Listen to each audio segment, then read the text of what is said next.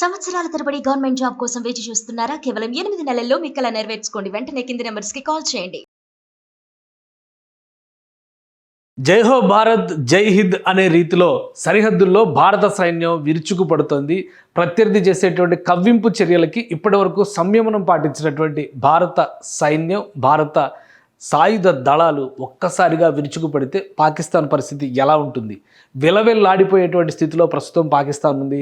పాకిస్తాన్లో కీలకమైనటువంటి 12 నగరాలపై రాత్రి 8 గంటల నుంచి మొదలైనటువంటి ఎయిర్ స్ట్రైక్స్ విపరీతంగా ఉక్కిరి బిక్కిరి చేస్తున్నటువంటి పరిస్థితి ఎదురవుతుంది. ముఖ్యంగా 2 అంశాలను ఇక్కడ దృష్టిలో పెట్టుకోవాలి. మొదటి నుంచి కూడా యుద్ధానికి సంబంధించినటువంటి కవ్వింపు చర్యల్ని పాకిస్తాన్ ఆర్మీ చేస్తూ వచ్చింది. ఎప్పుడైతే ఆపరేషన్ సింధూర్ భారత్ సక్సెస్ఫుల్గా నిర్వహించిందో ఆ తర్వాత నుంచి జమ్మూ కాశ్మీర్ సరిహద్దుల్లో తుపాకీల గోల అలా వినిపిస్తూనే ఉంది. మరోవైపు నుంచి లాహోర్ సరిహద్దు ప్రాంతం, అటు పంజాబ్ పరిసర ప్రాంతాల నుంచి కూడా వరుస పెట్టి దాడులు చేసేటువంటి కుయుక్తులను పన్నింది పాకిస్తాన్. ఆ తర్వాత రాత్రి సమయానికి పరిస్థితులు మొత్తం కూడా మారిపోయాయి. రాత్రి 7 గంటల నుంచి 8 గంటల సమయంలో ముఖ్యంగా ధర్మశాలలో ఉన్నటువంటి ఐపీఎల్ క్రికెట్ మ్యాచ్ను లక్ష్యంగా చేసుకునేటువంటి క్రమంలో జమ్మూ కాశ్మీర్లో భారీ ఎత్తున దాడులకి పాకిస్తాన్ పాల్పడింది. ఈ క్రమంలోనే భారత్ దాన్ని తిప్పికొట్టేటువంటి వ్యూహాన్ని అనుసరించింది. అదే క్రమంలో భారత్ పైన చేసినటువంటి అన్ని క్షిపణులను విధ్వంసం చేయడం అనేది ఆసక్తికరమైనటువంటి అంశంగా మనం చూడాల్సి ఉంటుంది. మరీ ముఖ్యంగా సరిహద్దుల్లో జరిగినటువంటి విషయాలని కొన్నిటిని మనం ప్రత్యేకంగా దృశ్యాల రూపంలో చూసేటువంటి అవకాశం కూడా కలుగుతుంది. దీనికి ప్రధానమైనటువంటి అంశం ఏంటంటే సరిహద్దు ప్రాంతాల్లో చాలా చోట్ల పాకిస్తాన్ క్షిపణుల్ని వరుసపెట్టి ప్రయోగిస్తూ ఉంది. క్షిపణులు అది కూడా పౌర నివాసాలపైన క్షిపణులు ప్రయోగిస్తున్నటువంటి పరిస్థితి. వాటిని కూల్చివేసేటువంటి క్రమంలో సుదర్శన చక్రంలాగా భారతదేశ సైన్యం ఉపయోగించిన అస్త్రం S-400. ఈ S-400కి సంబంధించినటువంటి మిసైల్ డిస్ట్రాయింగ్ వ్యవస్థలు సమర్థంగా పనిచేశాయి. ఒకేసారి జమ్మూ ఎయిర్పోర్ట్ని టార్గెట్ చేస్తూ పాకిస్తాన్ చేసినటువంటి ఇది దాడి, క్షిపణుల దాడి, ఆ దాడికి సంబంధించినటువంటి దృశ్యాలు చాలా వరకు రికార్డ్ అయినాయి. కానీ ఆకాశంలో ఎగురుతున్నటువంటి క్షిపణుల్ని ఆకాశంలోనే ధ్వంసం చేసింది S-400 సక్సెస్ఫుల్గా. ఒక్క మిసైల్ని కూడా నేలపైన తాకనిచ్చినటువంటి పరిస్థితి లేదు. ఒక్క జమ్మూ విమానాశ్రయం పైనే 30 వరకు రాకెట్లతో దాడి చేసింది పాకిస్తాన్ అంటే అక్కడ సివియారిటీని అర్థం చేసుకోవచ్చు. వాటిని సక్సెస్ఫుల్గా నిర్వీర్యం చేయడంలో, ధ్వంసం చేయడంలో భారత రక్షణ వ్యవస్థలు పటిష్టంగా పనిచేశాయని చెప్పని మనం భావించవచ్చు. అదే క్రమంలో పాకిస్తాన్ మరొక టార్గెట్, ఇది కౌంటర్గా జమ్మూ పైన జరిగినటువంటి దాడులకి కౌంటర్గా భారత దళాలు ప్రయోగించినటువంటి మిసైల్ వరద. ఇది ఒక తుఫాన్ రూపంలో వెళ్ళినాయి.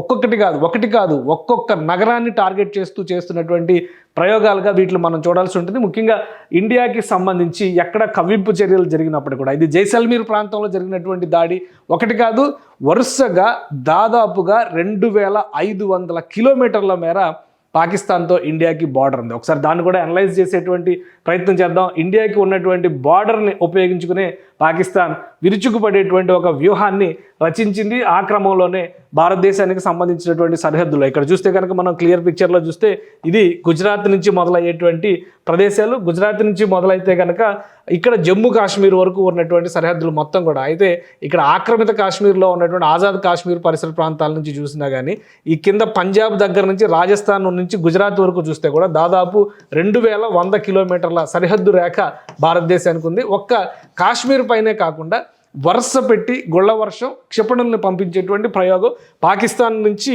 ఈ పంజాబ్ పైన కూడా ఎక్కువ ఫోకస్ చేసింది. ఈరోజు సాయంత్రం తర్వాత భారత ఆర్మీ రిటాలియేషన్ ఇవ్వడానికి అదే ప్రధానమైనటువంటి కారణంగా చెప్తుంది. ఎందుకంటే ఎమర్జెన్సీ మీటింగ్ జరిగినటువంటి సందర్భంలో ప్రధాని నరేంద్ర మోడీ కూడా ఈ అంశాలన్నింటినీ వివరించారు. ఈ వివరించిన అంశాలకి ఇది సరిహద్దు ప్రాంతాలకు సంబంధించినటువంటి ముఖ చిత్రం మ్యాప్కి ఒకసారి మనం పరిశీలించి చూస్తే కనుక జైసల్మీర్ లాంటి జనసమ్మర్దం ఉన్నటువంటి ప్రదేశాలు, ముఖ్యంగా రాజస్థాన్లో కీలకమైనటువంటి నగరం ఇది. ఈ పరిసర ప్రాంతాల్లో భటిండా, ఈ ప్రదేశాలన్నింటిపైన కూడా అటాక్ చేసింది.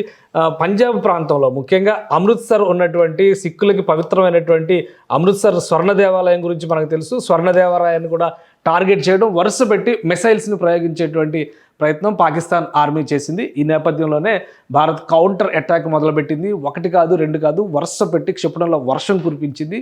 మొత్తం 12 నగరాలని, పాకిస్తాన్లో ఉన్నటువంటి 12 నగరాలని భారత ఆర్మీ టార్గెట్ చేసింది. ఈ 12 నగరాల్లో కూడా ముఖ్యమైనటువంటి నగరాలను ఒకసారి మనం పరిశీలిద్దాం. ఇక్కడ కీలకమైనటువంటి ఇస్లామాబాద్తో సహా, రాజధాని ఇస్లామాబాద్తో సహా అనేక నగరాల్ని, శివారు ప్రాంతాల్లో ఉన్నటువంటి సరిహద్దుల్లో ఉన్న ఇక్కడ ముజఫరాబాద్, ఆక్రమిత కాశ్మీర్లో ఉన్నటువంటి ముజఫరాబాద్, ఇక్కడ ఇస్లామాబాద్, అలానే పెషావర్, ఇక్కడ చూస్తే కనుక రావల్పిండి, ఇటువైపు లాహోర్, ఈ నగరాలన్నిటిపైన ఫైసలాబాద్, ఇటు చివరి కిందికి వస్తే కనుక కరాచీ దగ్గర నుంచి, కరాచీలో కూడా అటాక్స్ పెద్ద ఎత్తున జరిగినాయి.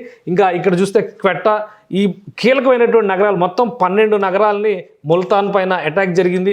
ఈ 12 నగరాలని కూడా భారత ఆర్మీ, భారత మిసైల్ వ్యవస్థలు టార్గెట్ చేశాయి. ఈ నగరాలన్నిటిపైన కూడా పెద్ద ఎత్తున దాడి జరిగింది. ఇంకొక విషయం ఏంటంటే ఈసారి ఈ ఆపరేషన్ సింధూర్ స్టేజ్ 2 అని చెప్పి మనం అనుకోవాల్సి ఉంటుంది. ఈ ఆపరేషన్లో త్రివిధ దళాలు కూడా పాల్గొనడం అనేది ఆసక్తికరమైనటువంటి అంశం. ఒక విధంగా ఫుల్ ఫ్లెడ్జ్డ్ వార్గానే మనం దీనికి అర్థం చేసుకోవాల్సి ఉంటుంది.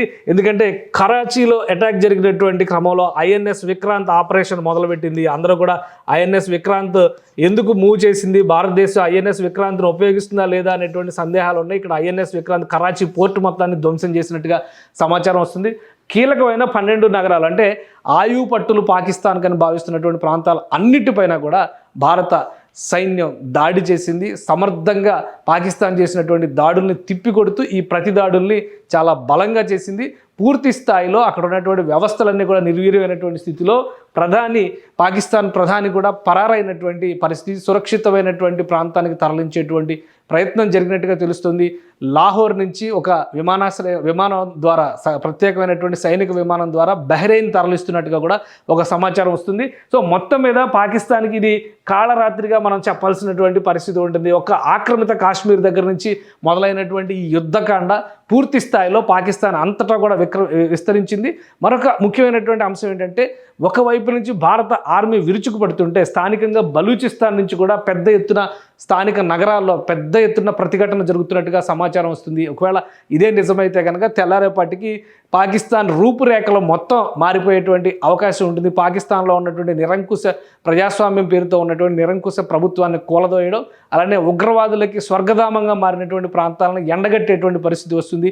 వ్యూహాత్మకంగా భారత ప్రధానమంత్రి అలానే భద్రతా సలహాదారు అజిత్ దోవల్ కీలక భేటీ నిర్వహించారు. మరోవైపు నుంచి కేంద్ర హోంమంత్రి అమిత్ షా సరిహద్దు రాష్ట్రాలు, పాకిస్తాన్తో సరిహద్దు కలిగినటువంటి రాష్ట్రాల డీజీపీలతో వీడియో కాన్ఫరెన్స్ నిర్వహించారు. సర్వం అప్రమత్తతను ప్రకటించారు. దేశవ్యాప్తంగా ఉన్నటువంటి ఎయిర్పోర్ట్లు అన్నింటిలో కూడా హై అలర్ట్ని ప్రకటించారు. రేపు ఉదయానికి ఏం జరిగినా కానీ అందరూ ప్రిపేర్ అయి ఉండాల్సినటువంటి అవసరాన్ని ప్రకటించారు. ఆదివారం వరకు పంజాబ్లో, ఢిల్లీలో, రాజస్థాన్లో, సరిహద్దు గ్రామాలు ఉన్నటువంటి ప్రాంతాలు అన్నింటిలో కూడా విద్యా సంస్థలకి, కార్యాలయాలకి కూడా సెలవులు ప్రకటించినటువంటి పరిస్థితి. అంటే దాదాపు యుద్ధం వచ్చినట్టుగానే భావించాలి. ఇది యుద్ధ సన్నద్ధత కాదు, యుద్ధం వచ్చినట్టుగానే భావించాలి. అధికారిక ప్రకటన లేదు. ఇది ప్రతిదాడిగా జరుగుతున్నటువంటి సమరంగా భావించాల్సినటువంటి అవసరం ఉంటుంది. మరొక ముఖ్యమైనటువంటి అంశం ఏంటంటే, ఈ ప్రాంతాలపైన దాడులు జరుగుతున్నటువంటి విధానం, అక్కడ ఉపయోగిస్తున్నటువంటి ఆయుధ సామాగ్రి కూడా నేరుగా లక్ష్యాన్ని ఛేదించే విధంగా భారత సైన్యం ప్రణాళికలను సిద్ధం చేసింది. మొత్తం కూడా టెక్నాలజికల్ వార్ఫేర్ మాత్రమే నడుస్తుంది. ముఖ్యంగా జమ్మూ కాశ్మీర్లో ఉన్నటువంటి వైష్ణోదేవి ఆలయం దగ్గర నుంచి జమ్మూ విమానాశ్రయం వరకు పాకిస్తాన్ పెట్టిన ప్రతి టార్గెట్ని కూడా ఇండియా ఛేదించింది. ఇదొక సక్సెస్ఫుల్, ఫ్రూట్ఫుల్ వార్ఫేర్గా మనం విశ్లేషించాల్సినటువంటి అవసరం ఉంటుంది. భారత రక్షణ వ్యవస్థలు సమర్థంగా పనిచేశాయి. ప్రతిదాడి చేయడంలో అంతకంటే సమర్థంగా వ్యవహరించగలిగాయి. శత్రువు బెబ్బోలెత్తి పలాయనం చిత్తగించే విధంగా ఈ ప్రణాళికలన్నీ కూడా అమలు చేసినట్టుగా కనిపిస్తుంది. సో ఉదయానికి పరిస్థితి ఎలా ఉంటుంది అనేది పక్కన పెడితే, పాకిస్తాన్ చేస్తున్నటువంటి వికృత చేష్టలన్నిటికీ కూడా ధీటైన సమాధానం చెప్పడంలో భారత సైన్యం, భారత ప్రభుత్వం సక్సెస్ అయిందని చెప్పని మనం భావించవచ్చు.